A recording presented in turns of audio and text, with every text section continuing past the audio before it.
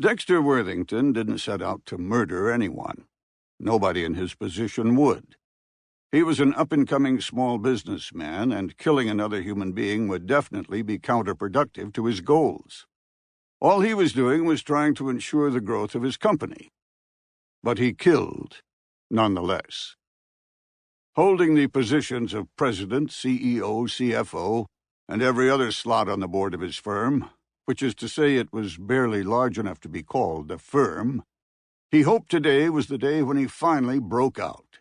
When he caught the whale of a contract that would allow him to quit groveling for scraps at the military-industrial complex's table and start throwing out scraps of his own.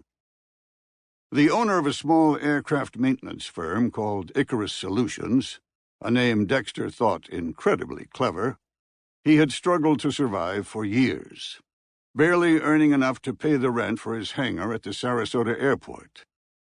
He had lived hand-to-mouth for so long he was no longer sure what the opposite would be. His privileged upbringing, a thing of the past. The pressure had destroyed his marriage, although that had probably been preordained with his choice of bride who was used to the better things in life. He cursed the misfortune that arrived time and time again, convinced it wasn't his abilities but unseen forces conspiring to drive him into the grave. That all changed the day he met the prince. 7 months earlier, an aircraft from Saudi Arabia had landed in Sarasota, Florida, and a pompous delegation had exited, running through a spring shower to a caravan of limousines. They'd raced out of the airport without talking to anyone, and then one of the pilots had approached his hangar. He was an Aussie or Kiwi from his accent, and Dexter could tell he was upset, even if he tried not to show it. It turned out the aircraft had a maintenance issue, and nobody within the Sarasota Manatee Airport Authority was willing to help him in the timeline required. The pilot said the prince would be in the area for only about 4 hours, and he wouldn't be pleased if his plane wasn't airworthy when he returned. Dexter had agreed to help, and one thing led to another, until a crown prince of the House of El Saud was personally thanking him.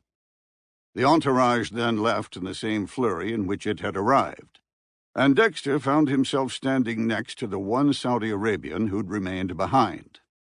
His name was Tariq bin Abdulaziz, and he was the reason for the prince's visit. The son of an incredibly influential Saudi financier, Tariq lived in Sarasota and wanted to learn to fly. Strangely enough, they'd bonded through that mutual love of aviation, with Tariq showing up for coffee each morning just to watch the airplanes come and go.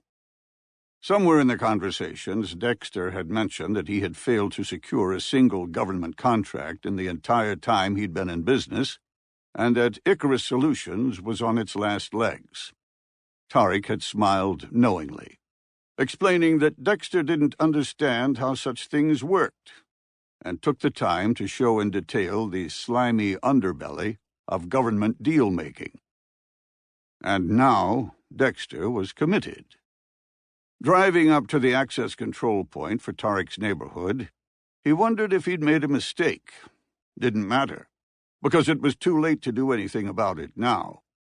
He gave his name and identification to the guard manning the gate. The guard looked at it, compared it to a board in the shack, then handed him a pass.